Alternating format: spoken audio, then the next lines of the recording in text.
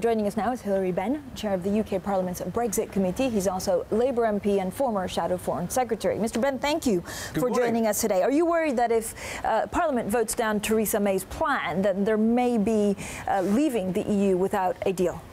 No, that is not going to happen because... But it could.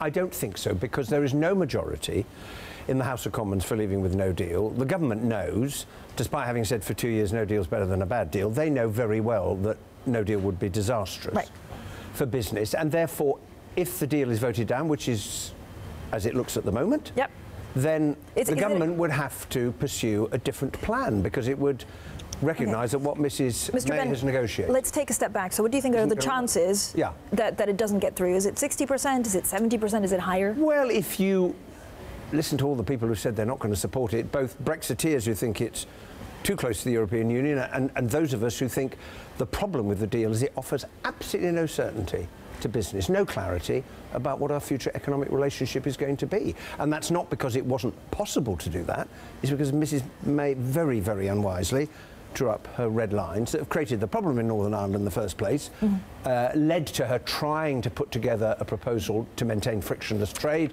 in the Chequers deal. But this is the deal we have. So if it gets voted down in Parliament, how does the Parliament regroup? Is it a second referendum? Does she get an amendment to the deal to get better deals? I don't think the withdrawal agreement itself is going to be amended. The European Union has been very clear that is it.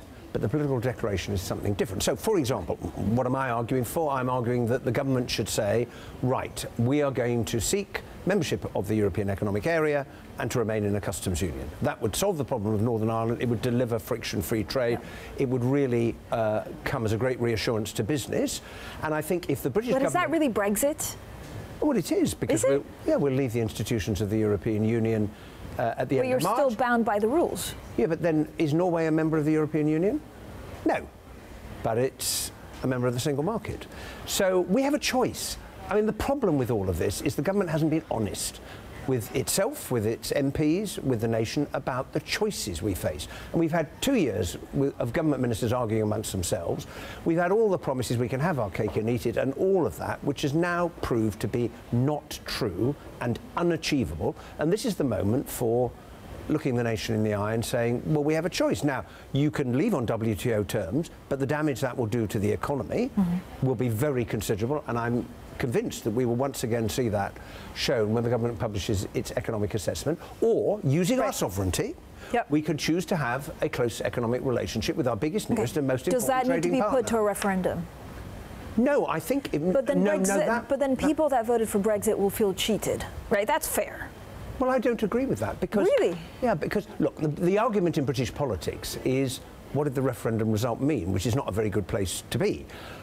I think it meant we're leaving the institutions of the European Union, and that will happen at the end of March. That's what people voted for. Did it determine, was there a question on the ballot paper about the nature of our future economic relationship? No. Right, but Boris Johnson and many other people would disagree with you. So again, who's right? It's not your interpretation against his. They did, but then you go back a bit further in time, you find people like Owen Paterson and Daniel Hannan saying, we want to leave, but no one's suggesting we're going to leave the single market. So this has been an argument that's been going on for a very long time. What is in our economic interests as we honour the result of the referendum? That is the question that Parliament is facing, and we need clarity and certainty about the future, because the withdrawal agreement is really, really complicated with its transition period, which is necessary, of course, and the backstop arrangement for Northern Ireland, because the government has not been willing to face up to the hard choices that we need to make as a nation about what kind of economic future we want. So you think this gets voted down in Parliament? What happens next? Is there a financial meltdown that means that then Theresa May can get it to a second vote in Parliament and they vote yes, like many people think? Well, that's for the markets to determine, but I don't think it will go down terribly well, to be frank. The choices are, either the government changes its policy, the Prime Minister might go, but there's no point in having a different Prime Minister if the government's not going to have a different policy. Because if they still try and pursue the same one, well, it hasn't got through the House of Commons. She could theoretically wait until later and say, that's all there is on the table, vote again. But the more you wait, the more it increases the chances of a crashing out. Well, I think that would be very difficult. She could call an election, but I don't think she will. I don't see Conservative MPs voting for that. What are the chances of fresh elections? I think pretty small. The last time she tried it, it really didn't go very well, did it? So I don't think that will happen. She could theoretically call her own referendum and say, here's my deal, Parliament is deadlocked, let's put it back to the people and say, do you approve of my withdrawal agreement? What are the chances of that?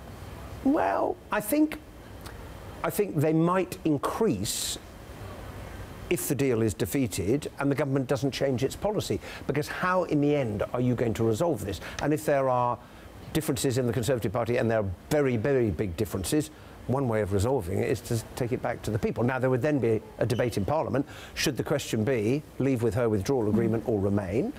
And then, well, it's up to the British people to decide in those circumstances. Does Labour support a second referendum? Labour has said, we're going to vote against the deal as it stands at the moment. We would then wish to see a general election.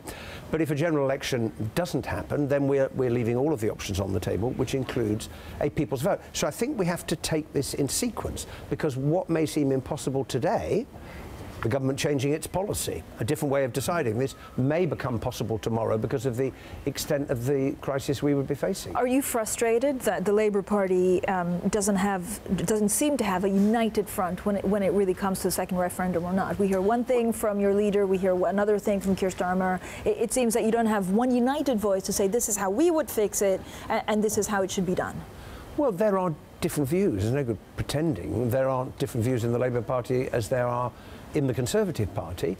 What we are all agreed on, we want to remain in a customs union with the European Union. We say we want full access to the single market, but quite how that would work needs to be spelled out in time. There's a group of people who argue passionately for a people's vote. I think it's not straightforward, because you'd be voting actually on a withdrawal agreement. You wouldn't be voting on our future relationship, because we're not going to know what that is for 2, 3, 4 years' time. So how do you honour the result of the referendum but get the right deal for the economic future of the country? And I think that should be a close relationship with our friends and neighbours, who will still be our friends and neighbours after we've left the European Union and its institutions in March next year. So I think we have a long way to go, but an increasingly short amount of time.